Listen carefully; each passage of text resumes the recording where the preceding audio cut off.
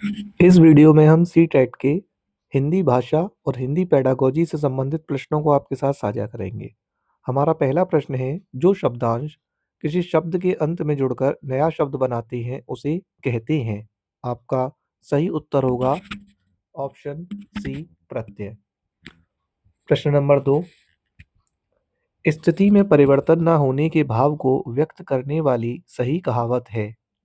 इसका सही उत्तर होगा वही ढाक के तीन पात, मतलब स्थिति को एक जैसा ही रहने देना। अगला प्रश्न है, क्रिया से बनने वाली भाववाचक संज्ञा है। तो क्रिया से बनने वाली जो भाववाचक संज्ञा है वो है आपकी थकावट। प्रश्न नंबर 4, जिज्ञासा शब्द से बनने वाला विशेषण है। इसमें बस ऊ लगा दो जिज्ञासा में तो बन जाएगा जिज्ञासु, तो उसका सही उत्तर हो जाएगा जिज्ञासु।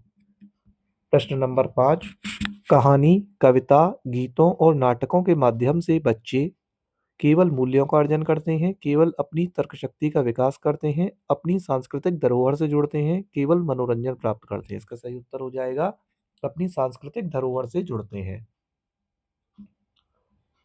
प्रश्न 6, प्राथमिक स्तर पर बच्चों को भाषा सीखने का सर्वोपरि उद्देश्य है। इनका सर्वोपरि उद्देश्य क्या है? अपनी बात को दूसरों के समक्ष अभिव्यक्त करने की कुशलता। तो यहाँ पर क्या हो जाएगा इसका आंसर? अपनी बात को दूसरों के समक्ष अभिव्यक्त करने की स्वतंत्रता। ये आपका डी इसका सही हो जाएगा। प्रश्न नंबर 7, लिखना। लिखना क्या है? लिखना एक तरीके की बातचीत है। इसका सही उत्तर होगा ऑप्शन सी, लिखना एक तरीके की बातचीत है। ऑप्शन प्रश्न 8, कौन सा प्रश्न बच्चों की भाषा क्षमता का सही आकलन करेगा? तो इसका सही उत्तर हो जाएगा, यदि तुम आम बेचोगे तो उसके कितने दाम लोगे और क्यों। प्रश्न 9, इनमें से प्राथमिक स्तर पर भाषा आकलन का सर्वाधिक उचित तरीका है। तो भाषा आकलन का सर्वाधिक उचित तरीका क्या होगा? बच्चों को चित्र वर्णन और प्रश्न पूछने के अवसर देना, जिससे उनकी तर्क शक्ति बढ़े। प्रश्न 10, वाइगोत्स्की के विचारों पर आधारित कक्षा में सबसे अधिक बल दिया जाता है। तो किस पर अधिक बल दिया जाता है? परस्पर अंतःक्रिया पर। ऑप्शन डी इसका सही उत्तर हो जाएगा। प्रश्न 11, भाषा सीखने का व्यवहारवादी दृष्टिकोण बल देता है। तो व्यवहारवादी जो दृष्टिकोण है वो बल देता है आपके अनुकरण पर। ये इसका सही उत्तर हो जाएगा। प्रश्न 12, हमारी कक्षा में हमारी कक्षाओं में बच्चे भिन्न भिन्न भाषिक पृष्ठभूमि से आते हैं, अतः तो इसका सही उत्तर हो जाएगा उनकी भाषाओं को भी कक्षा में सम्मान देना अनिवार्य है।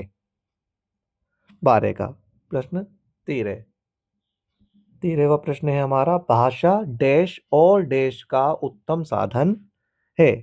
तो भाषा सोचने, महसूस करने और चीजों से जुड़ने का उत्तम साधन है। प्रश्न नंबर 14, एक कक्षा कक्षा 1 और 2 के शुरुआती समय में पढ़ने का प्रारंभ डैश से हो और किसी डैश के लिए हो।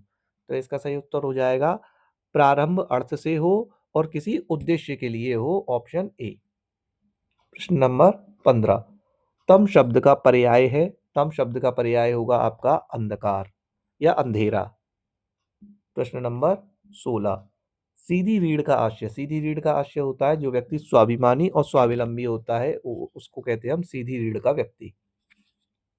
प्रश्न नंबर 17, नहीं झुका करते जो दुनिया से पंक्ति में किसके सामने ना झुकने की बात की गई है। तो ये की गई है विषम परिस्थिति और अन्याय के सामने ना झुकने की। तो ये आपका ऑप्शन ए सही हो जाएगा।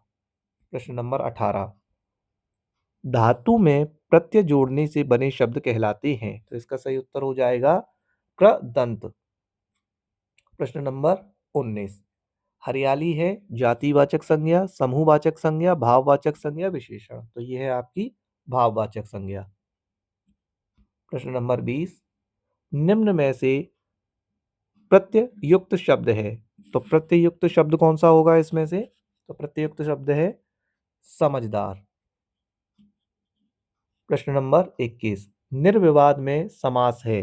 निर्विवाद है उसमें समास है, तो इसका सही उत्तर हो जाएगा अव्ययीभाव समास।